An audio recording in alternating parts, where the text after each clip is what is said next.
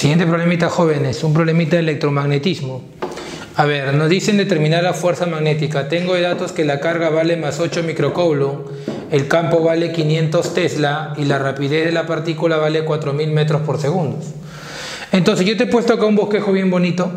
Tengo una carga positiva que tiene una velocidad determinada, correcto, una línea de campo magnético que yo le he ubicado la dirección, y me dicen adicionalmente que el vector velocidad con la línea de campo forma un ángulo de 30 grados, ¿no? Entonces, señores, ahí me piden determinar el valor de la fuerza magnética. ¿Correcto o no es correcto? Entonces, la fuerza magnética se calcula como ¿quién? Como ven baila quinceañera. Muy bien. Una memotecnia bien fácil para poder memorizar esta formulita, ¿correcto? Esto se usa siempre y cuando tengo una carga en movimiento. Ahora, para darle la dirección a la fuerza magnética yo aplico la regla de la palma. Correcto, mi pulgar es la velocidad y mis 4 líneas son líneas de campo magnético. Entonces, si la velocidad va para allá y mi campo va así, mi fuerza magnética sale de la palma siempre y cuando la carga es positiva. Y como en este caso la carga es positiva, la fuerza magnética sale de la palma, como lo puedes apreciar acá. Entonces la fuerza magnética forma un ángulo de 90 grados, tanto con las líneas de campo, como también ¿con quién? Con la velocidad. Correcto, forma 90 grados con las líneas de campo y también ¿con quién? Con la velocidad. Como lo puedes apreciar ahí. ¿Se entendió? Entonces, ya teniendo la dirección me piden el módulo de la fuerza magnética. Entonces, el valor de la fuerza magnética se calcula como la rapidez, que vale 4000, que es 4 por 10 al cubo. Campo magnético, que vale 500, que es 5 por 10 al cuadrado. ¿Correcto? Carga, ¿cuánto es la carga? 8 microcoulomb, que vale 8 por 10 a la menos 6.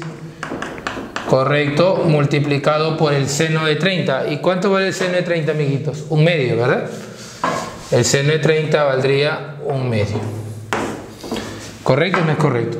Entonces, acá le saco la mitad, 1, mitad 4. ¿Correcto? Multiplico 4 por 5, 20, y 20 por 4, 80. La fuerza magnética es igual a 80, 10 a la 3 por 10 a la 2, 10 a la 5, y por 10 a la menos 6 es 10 a la menos 1. Entonces, o por lo tanto, la fuerza magnética, ¿cuánto vale? ¿Cuánto vale la fuerza magnética? 8 newtons. ¿Se entendió? Eso es todo, señores. Muchas gracias.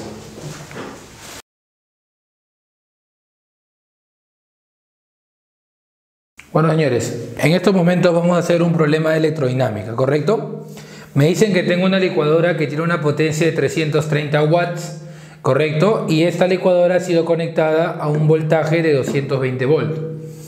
Entonces, yo tengo el circuito mostrado en esta parte de acá, telegraficado, donde acá tengo la fuente de energía, ¿correcto, señores? Esto de acá es la fuente de energía. La fuente de energía presenta una diferencia de potencial, correcto, que en este caso es 220 volts. Recuerda que la grandecita es el que tiene mayor potencial y la chiquita es la que tiene menor potencial, y que la corriente eléctrica sale del más en dirección y se mete ¿a dónde? Al menos. Entonces este resistor viene a ser ¿qué cosa? La licuadora, ¿no? Que pasa a una intensidad de corriente determinada. Entonces, ahí me piden calcular la corriente que pasa por la licuadora. Nosotros sabemos que la potencia, correcto, la potencia eléctrica se calcula de 3 maneras. Como voltaje por intensidad de corriente, como I cuadrado por resistencia, o como voltaje al cuadrado sobre resistencia. ¿Correcto o no es correcto? Entonces, obviamente que yo no voy a usar las 3, pues amiguito, yo voy a usar solamente una de ellas. ¿Cuál me conviene usar? Si tengo el voltaje y me piden la intensidad teniendo la potencia, yo sé que la potencia es el voltaje por intensidad de corriente. Creo que lo único que tengo que hacer es reemplazar, ¿verdad? Me quedaría 330 es igual a 220 por I. 0 con 0 se van, le saco onceava, el 2 pasa a dividir y me quedaría 1,5, ¿qué cosa? Amper. Y esa es la intensidad de corriente que pasa por la licuadora. Eso es todo, gracias.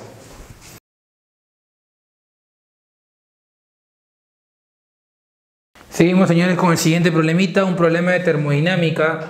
Me dice que tengo un gas de O2, correcto, que se asume que es un gas ideal, que sufre una expansión adiabática.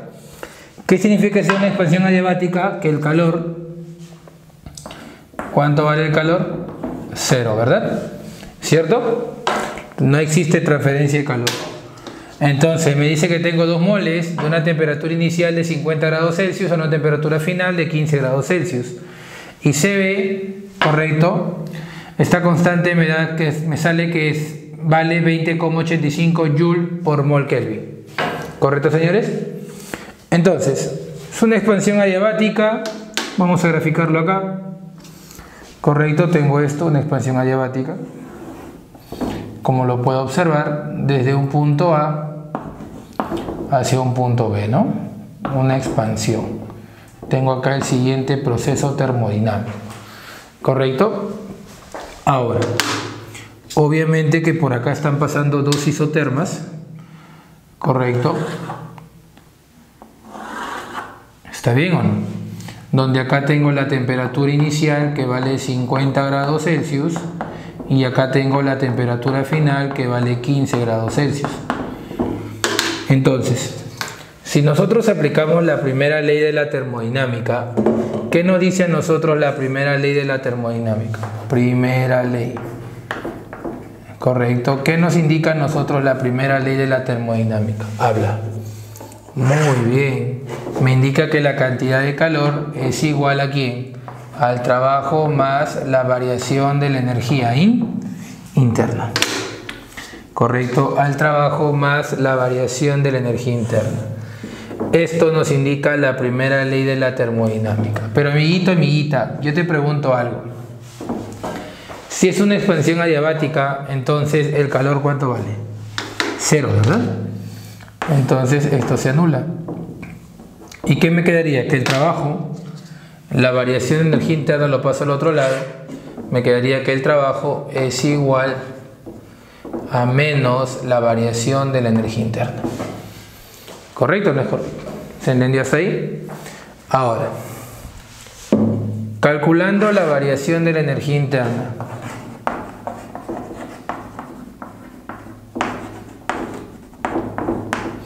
como la variación de energía interna no importa el proceso, cuando yo quiero calcular la variación de energía interna, recuerda que no importa el proceso. No importa el proceso. Correcto, no importa el proceso. Entonces, yo lo puedo calcular de esta manera, que la variación de la energía interna es igual al número de moles multiplicado por CB y multiplicado por variación de la temperatura. ¿Correcto? Con esta formulita yo la puedo calcular la variación de la energía interna, ¿verdad? Entonces, ¿cómo sería acá? Variación de energía interna es igual a ¿cuánto? Habla. Número de moles son 2 moles. ¿Correcto? La constante ¿cuánto vale? 20,85 la capacidad calorífica molar a volumen constante. Y la variación de la temperatura que vale final menos inicial, o sea 15 menos 50, ¿verdad? Y 15 menos 50, ¿cuánto me sale? Que es menos 30 y menos 35. ¿Se entendió? Entonces, la variación de la energía interna, ¿cuánto me quedaría? Y ya sé que te va a salir menos. A ver, vamos a operar. Correcto, ¿cuánto sería 2 por 20,85 y por 35, ¿no? 2 por 20,85 y por 35. ¿Cuánto sería? 1459,5. 1400, ¿cuánto es? 59,5, ¿qué cosa? Joules, ¿verdad? Pero a ti no te piden la variación de energía interna, a mí me piden el trabajo. Entonces lo único que te queda hacer es reemplazar. el trabajo es igual a menos la variación de la energía interna. Pero la energía interna es 1459,5 negativo, y con el negativo sería menos 1459,5. Entonces mi trabajo, ¿cuánto me quedaría? Habla. 1459,5, ¿qué cosa? ¿Se entendió? Eso es todo, amiguitos. Muchas gracias.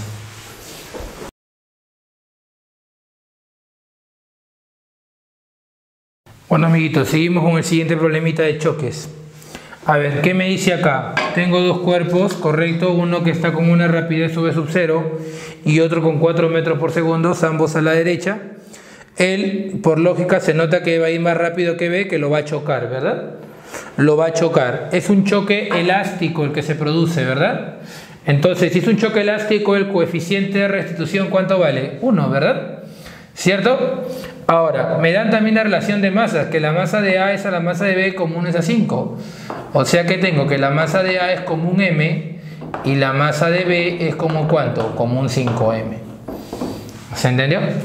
¿Correcto? Entonces, tengo el gráfico antes y después del choque. Antes del choque, V sub 0, 4 metros por segundo, ambos a la derecha.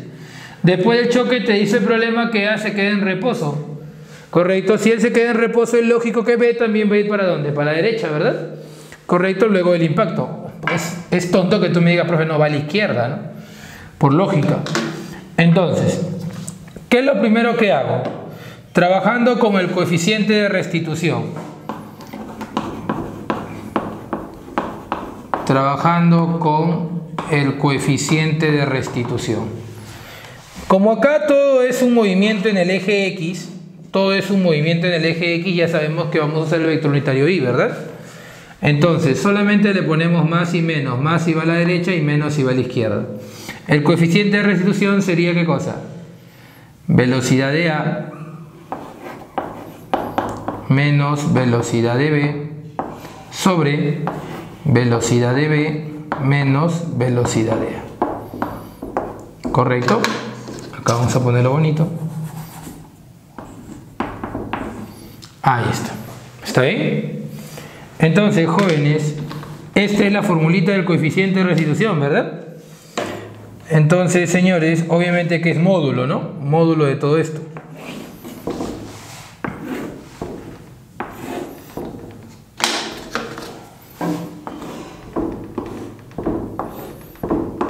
Ahí está, ¿no?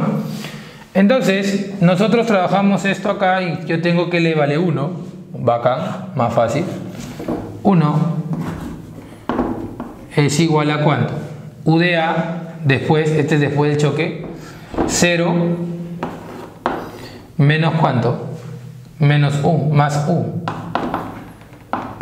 ¿Está bien o no? Sobre el antes, que sería B menos A. 4 más 4, porque va a la derecha, menos, abro paréntesis, más V sub 0. ¿Correcto? Entonces, en esta parte de acá, ¿qué me quedaría? Menos U, 4 menos V sub 0 pasa a multiplicar. Y si cambio el negativo, a ver, te lo hago por partes para que no te confundas mejor. ¿Cuánto te quedaría acá? Sería 4 menos V sub 0 es igual a menos U. Pero todo por negativo, U es igual a V sub 0 menos 4. ¿Correcto? Y tengo mi primera ecuación. Y la segunda ecuación es que para todo choque, siempre que es lo que sucede, habla, se conserva la cantidad de movi, la cantidad de movimiento. Cantidad de movimiento antes del choque es igual a cantidad de movimiento después del choque. Correcto, la cantidad de movimiento antes es igual a la cantidad de movimiento después. ¿Correcto? Entonces, amiguitos y amiguitas, ¿cómo es antes? Habla, ¿cómo sería antes? Antes sería masa de A, que es M por V sub 0, correcto, más la masa de B, que es 5m por 4, igual a después sería m por 0, más 5m por U. M con M con M y con M se van. El 0 se anula y ¿qué me quedaría? Que V sub 0 más 20 es igual a 5 veces U. Entonces a esta ecuación le llamo ecuación 1 y a esta ecuación le llamo ecuación 2. ¿Y qué es lo que vas a hacer, señor? Que la ecuación 1 se va a meter a la ecuación 2. O sea, 1 en cuanto en 2. Entonces, ¿qué me quedaría acá? Que V sub 0 más 20 es igual a 5 veces U. U que vale V sub 0 menos 4. Acá te quedaría V sub 0 más 20, 5V sub 0 menos 20. 40 es igual a 4V sub 0. Por lo tanto, con lágrimas en los ojos, ¿cuánto te queda V sub 0? 10 metros por segundo. Y esa es mi respuesta, jóvenes. Muchas gracias.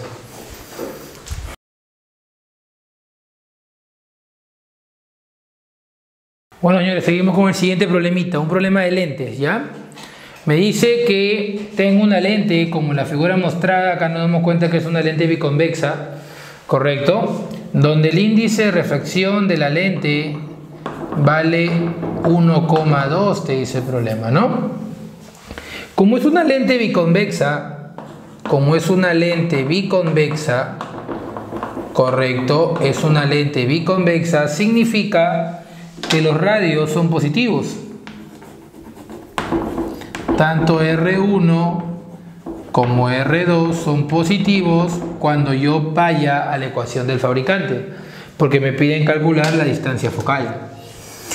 ¿Cómo calculo esto? 1 sobre la distancia focal es igual al índice de refracción de la lente sobre el índice de refracción del medio menos 1, y todo eso por la suma de inversa de los radios. Cuando viene de una cóncava es negativo, cuando es plano es infinito y cuando es convexa es positivo, ¿no? Entonces, lo único que tengo que hacer es reemplazar. La inversa de la distancia focal es igual al índice de la lente, que vale 1,2, sobre el índice del medio, que es aire, que vale 1, menos 1 sobre por 1 sobre R1 le pongo 10, más 1 sobre 30. Los dos valores son positivos, ¿no? ¿Correcto? Por lo tanto, ¿cuánto me quedaría acá? A ver, la inversa de la distancia focal, correcto, distancia focal, no te vayas a confundir con frecuencia. Acá te queda 0,2, y 0,2 ¿cuánto equivale? Un quinto, ¿no? ¿Cierto o no es cierto? Y acá ¿cuánto me quedaría? Por 3 por 3, 4 treintavos. Ahí está. Le saco la mitad, mitad 2, mitad 15. ¿Y cuánto me quedaría esto? Habla, 2 75avos. ¿Correcto o no es correcto? Pero ahí me piden la distancia focal, que es F. Entonces F es igual, lo inviertes y lo inviertes, me quedaría 75 medios, que esto es igual a 37,5. ¿Qué cosa? En centímetros. Y esa es mi respuesta. Eso es todo. Gracias.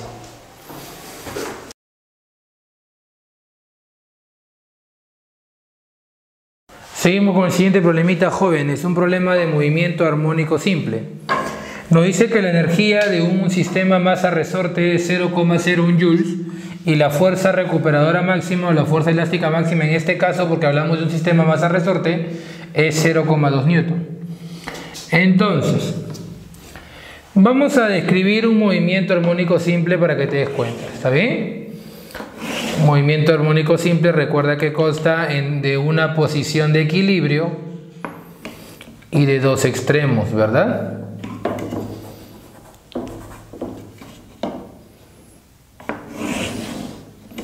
Ahí está.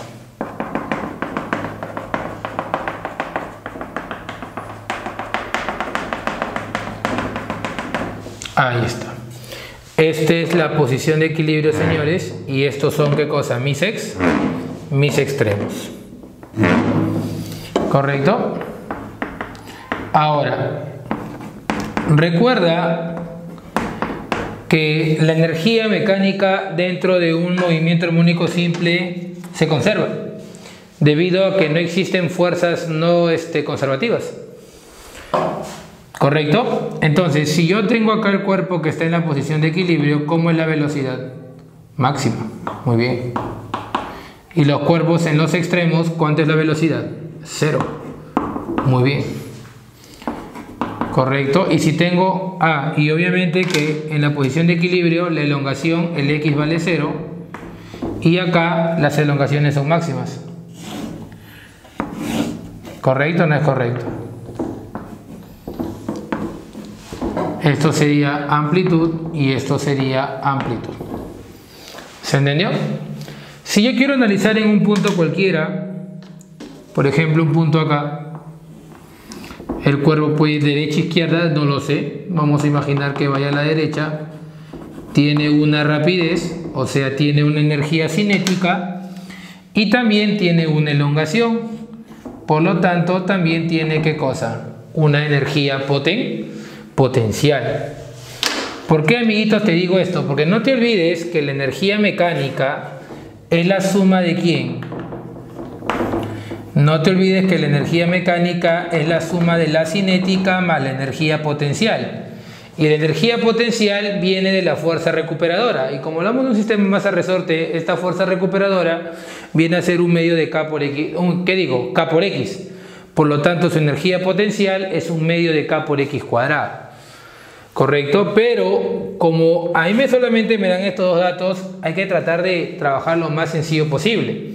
A mí no me conviene analizar en este punto porque tengo cinética y potencial y la velocidad en este punto se me va a hacer más complicado operar.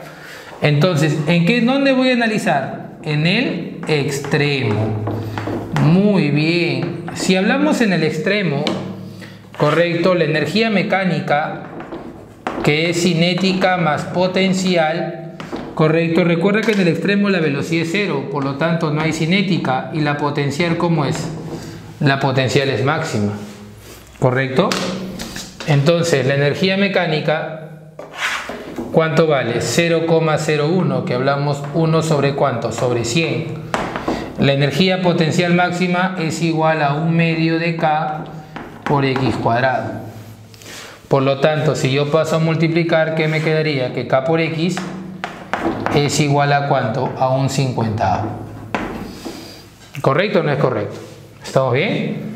K por X cuadrado, discúlpame, K por X cuadrado.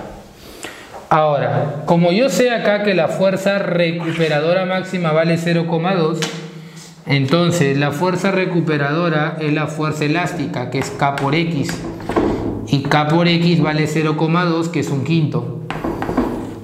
Pero si lo elevo al cuadrado, me quedaría K cuadrado por X cuadrado es un 25avo. ¿Y por qué lo hago de esta manera? Porque acá, para tener eso, lo multiplico por K en este lado y por K en el otro lado para que no afecte. Y acá me quedaría K cuadrado X cuadrado. Y K cuadrado X cuadrado, ¿cuánto es? Un 25avo, que lo tengo al otro lado. Es igual a un 50avo de K. 25avo a 1, 25avo a 2. El 2 pasa a multiplicar, por lo tanto el valor de K vale 2, ¿qué cosa? Newton por metro. Eso es todo, señores. Gracias.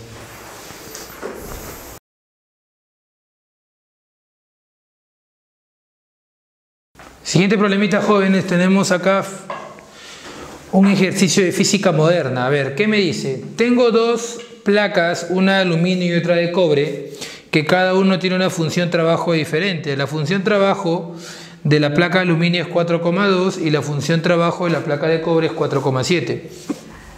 La energía de radiación que voy a emitir tiene igual frecuencia. Al tener igual frecuencia, por lo tanto, las energías son iguales. Entonces, acá el fotoelectrón sale con una energía cinética determinada en la placa de aluminio y con otra energía cinética determinada en la placa de cobre. Me dicen indicar verdadero o falso de las siguientes proposiciones. Entonces, acá tenemos el famoso efecto fotoeléctrico. ¿Y qué nos dice Einstein en el efecto fotoeléctrico? Que la energía se conserva, ¿verdad? O sea, ¿qué significa eso? Que la energía del fotón es igual ¿a quién? Habla a la función trabajo, que es la energía mínima necesaria para poder determinar un efecto fotoeléctrico, más la energía cinética. ¿Correcto? Entonces, ¿qué es lo que tengo acá? La energía es E. S es igual a la función trabajo, que vale 4,2, más la energía cinética del aluminio. ¿Correcto o no es correcto? En el siguiente caso, ¿qué tenemos? Que la misma energía E, que es la energía del fotón, es la misma en ambos casos, es igual a ¿cuánto? A 4,7 más la energía cinética en el cobre. ¿Correcto? Entonces, ambas ecuaciones, ¿cómo son? Iguales. Entonces, ¿qué me quedaría acá? Me quedaría que 4,2 más la energía cinética en la placa de aluminio es igual a 4,7 más la energía cinética en la placa de cobre. ¿Cierto o no es cierto? Entonces, si una paso a restar, me quedaría la energía cinética en el aluminio menos la energía cinética en el cobre es igual, paso a restar, 0,5 electronvoltio. ¿Correcto? Entonces, acá determino que la energía cinética en el aluminio es mayor que el del cobre, ¿verdad? Entonces, ¿esto cómo sería? ¿Verdad? Verdadero. ¿Esto cómo sería? Falso. ¿Y esto cómo sería? Verdadero. Entonces, la secuencia de las proposiciones, ¿cuál sería? Verdadero, falso, verdadero. Y esa es mi respuesta. Muchas gracias, jóvenes.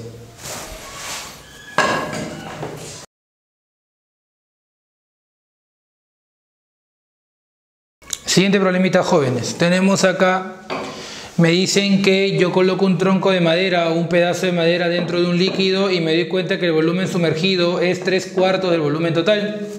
Me piden calcular la relación que existe entre la densidad de la madera respecto a la densidad del líquido. Entonces, muchachos, facilito el problema. Dibujo el DSL del bloque o del cuerpo. Tengo su fuerza de gravedad, como lo puedes apreciar ahí. ¿Y qué más? Y el líquido, ¿qué cosa me genera? Una fuerza vertical, ¿hacia dónde? Hacia arriba, ¿verdad? Llamado, ¿qué cosa? Empuje. ¿Cierto o no es cierto? Entonces, ¿qué significa esto de acá? Que tanto el empuje como el peso, si es que el cuerpo está flotando, el empuje y la fuerza de gravedad, ¿cómo son?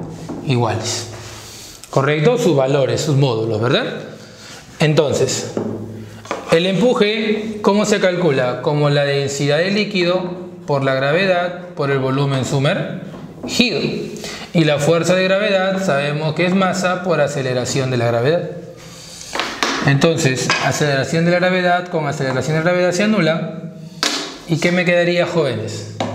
Que la densidad del líquido por el volumen sumergido es igual a la masa. Es igual a la masa,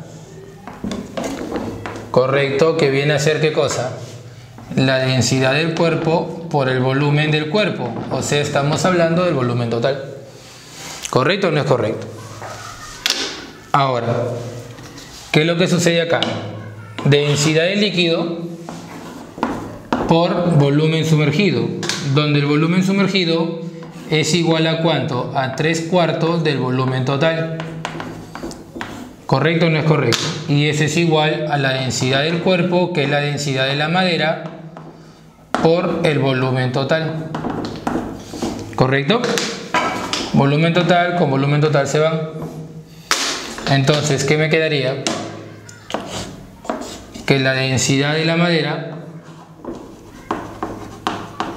respecto a la densidad del líquido es como ¿cuánto? 3 es a 4. Y esa es mi respuesta. Señores, muchas gracias.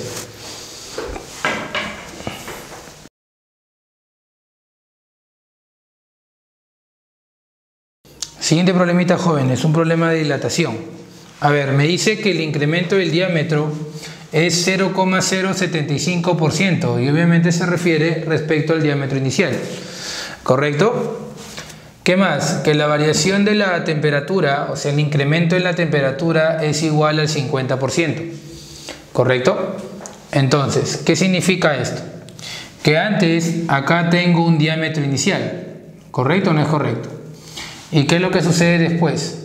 Este diámetro va a crecer. ¿Hay qué cosa? Un incremento del diámetro, ¿verdad? ¿Correcto o no es correcto? Entonces, el incremento, como vuelvo a repetir, es 0,075%. O sea, estamos hablando del 75 por 10 a la menos 5. Porque acá sería 10 a la menos 3 y sobre 100, que es 10 a la menos 2, sería 10 a la menos 5 veces el diámetro inicial. Es igual al diámetro inicial multiplicado por alfa y multiplicado por la variación de la temperatura, que es el incremento, que vale 50. ¿Correcto o no es correcto? Diámetro inicial con diámetro inicial se van. Correcto. ¿Y qué me quedaría? Paso a dividir 75 entre 50, me quedaría 1,5 por 10 a la menos 5 grados Celsius a la menos 1. Y eso de ahí es el valor de alfa. Y eso sería mi respuesta. Esto de acá es el coeficiente de dilatación lineal. Si es que quiero superficial, la fórmula es similar, pero acá pone beta. Si quiero volumétrico, acá pongo gamma, ¿verdad? Correcto, donde el coeficiente superficial es el doble del lineal y el coeficiente volumétrico es el triple del coeficiente lineal. Correcto, es dependiendo cómo trabajas, como línea, como superficie o como volumen. ¿Correcto? Eso es todo, amigos. Muchas gracias.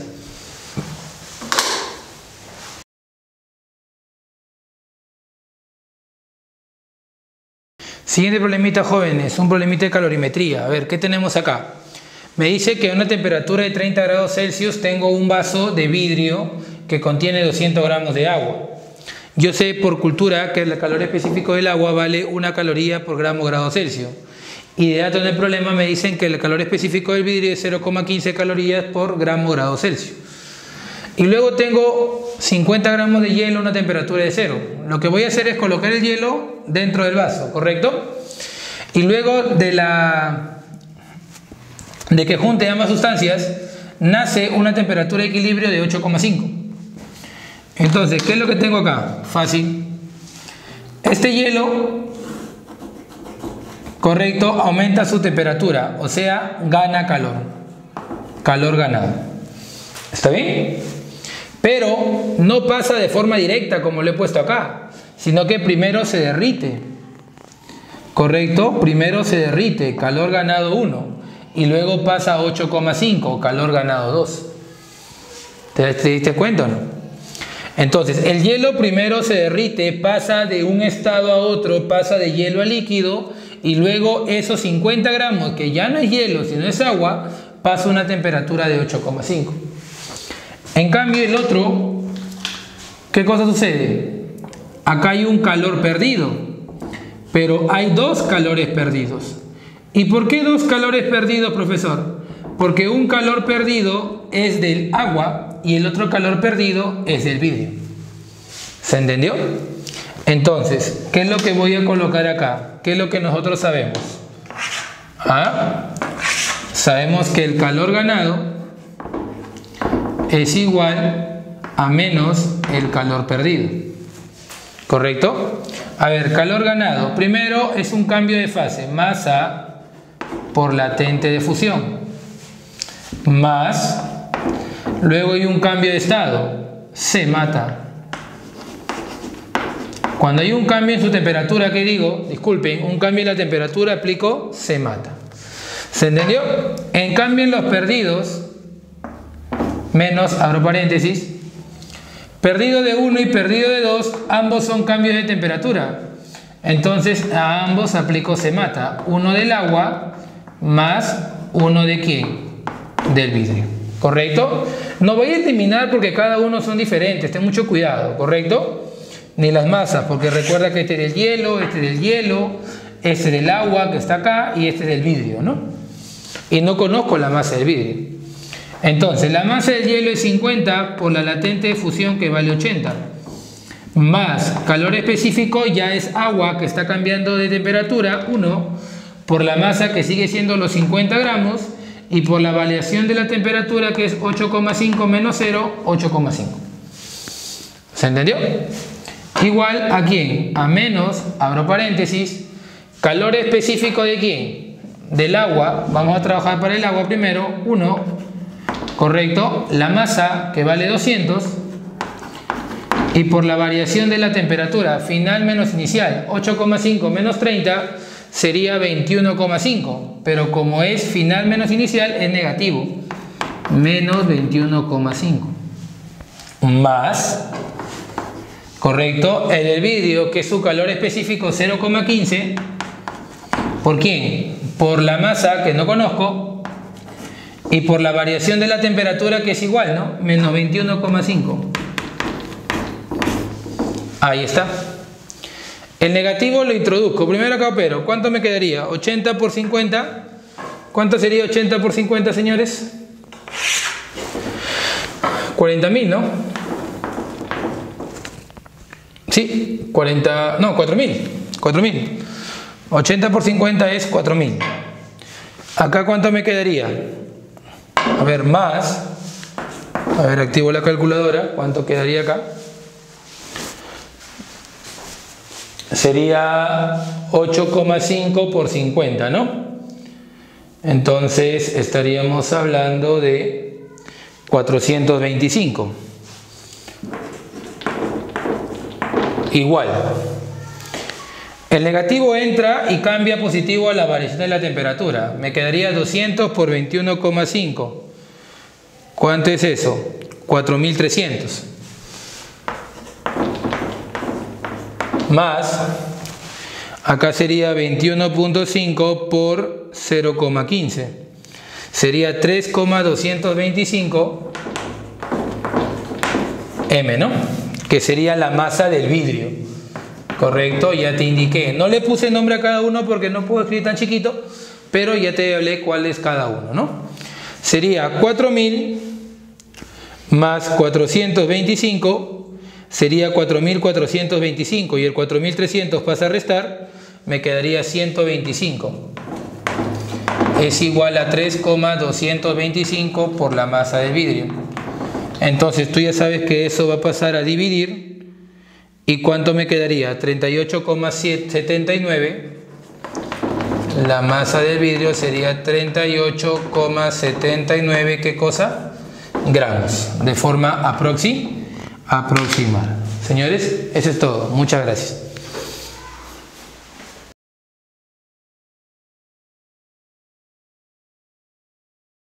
Siguiente problemita, jóvenes. Tenemos un problemita de espejos. ¿Correcto? Espejos esféricos. Tenemos un espejo convexo, como lo puede observar ahí, cuya distancia focal es de 30 centímetros. ¿Correcto? Y me dicen que tengo un objeto que se ubica a 60 centímetros del espejo, del vértice, como lo puedes observar. Entonces, esto de acá viene a ser ¿qué cosa? El objeto, ¿verdad? Entonces, vamos a determinar su imagen. ¿Cómo se calcularía la imagen o cómo se determina? Fácil, lanzando rayos. Si yo lanzo un rayo paralelo, correcto, si lanzo un rayo paralelo, este, correcto, rebota pasando ¿por dónde? Por el foco. Como lo puedes observar ahí. ¿Está bien o no? ¿Correcto? Y si lanzo una hacia el foco, en dirección hacia el foco, ¿cómo rebota? De forma paralela. ¿Y ya lo viste o no? ¿Por qué? Porque justo en esa intersección, acá, se encuentra ¿qué cosa? Mi imagen. Correcto, ahí se encuentra mi imagen. ¿A qué distancia? Vamos a ponerle I a esta cosita de acá. ¿Está bien o no? Como se encuentra en la zona virtual, la imagen, entonces la distancia de la imagen es negativa, por si acaso. Entonces, ¿qué voy a aplicar? La ecuación de Descartes, el famoso φ. La inversa de la distancia focal es la inversa de la distancia de la imagen más la inversa de la distancia del objeto. ¿Correcto o no es correcto? En el primer caso. Este es un primer caso. ¿Correcto o no es correcto? La distancia focal, ¿cuánto vale? ¿Cuánto vale la distancia focal? 30 centímetros, pero va a ser negativo. ¿Por qué va a ser negativo? ¿Ah? ¿Por qué va a ser negativo? Porque el espejo es convexo, ¿verdad? 1 sobre i, que no conozco la distancia de la imagen, más 1 sobre teta, que vale 60. ¿Correcto? Entonces, en esta operación, fácil y sencillo, te queda que la distancia de la imagen, ¿cuánto vale? 20 centímetros. ¿Está bien? Bueno, sería menos 20. Menos 20. Acá lo vamos a poner. ¿Por qué me sale negativo? Porque se encuentra en la zona virtual. Recordemos que esta es la zona virtual, lo que se puede apreciar en el espejo, y esto de acá viene a ser la zona real. ¿Correcto? Ahora, ¿qué es lo que te dice? ¿Qué es lo que pasa con la imagen? ¿Qué es lo que pasa con la imagen cuando yo duplico el radio de curvatura del espejo? Si el radio de curvatura se va a duplicar, entonces la distancia focal también se duplica. Entonces cambia todo. Aplicando de nuevo el famoso φ, ¿correcto? Ya no sería la distancia focal, ya no sería ¿cuánto? 30 centímetros. Porque si se duplica el radio de curvatura, se duplica también la distancia focal, que valdría ¿cuánto? Habla 1 sobre 60. Igual a 1 con mi nueva distancia de la imagen, más 1 sobre 60. Acá es negativo. ¿Y por qué es negativo acá? Porque el espejo es convexo. Entonces, ¿cuánto vale mi nueva distancia de la imagen si es que el radio de curvatura se duplica? ¿Cuánto va a valer? Este pasa, sería menos 30 centímetros. Por lo tanto, ¿qué es lo que significa? Si anteriormente se encontraba 20 centímetros del vértice hacia atrás y ahora se va a encontrar a 30 centímetros del vértice, ¿qué es lo que sucedió? Retrocede. Muy bien, retrocede. ¿Qué dice el Monse? Profe, ¿retrocede 30? No, porque ya se encontraba 20. ¿Cuánto retrocede? Habla. 10 centímetros. Solamente retrocede 10 centímetros. Eso es todo. Muchas gracias.